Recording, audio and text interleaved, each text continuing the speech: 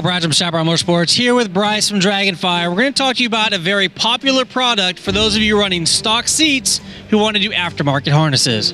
Yeah, so one of the best upgrades you can do right off the bat on these sport model RZRs or Maverick X3s or any other sport UTV on the market is upgrading the seat belts to a nice race style H harness. With that, it presents a bit of a problem if you're running the said harness in a Polaris RZR with a factory seat. So we have the solution for you.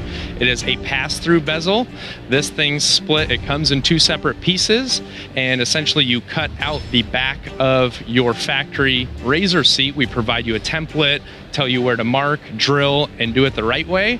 This clips together on each side of the headrest, and it allows you to put the shoulder straps through this bezel. That way they're not sliding off the side of the headrest. So it puts them up on your shoulders, makes them more comfortable, and captures them from falling around. So the right solution for someone who wants to run harnesses in a RZR. If it's all Turbo S, RZR non-turbo, and turbo model seats, $25 piece. That's going to make your life a lot easier if you don't want to upgrade to expensive aftermarket seats.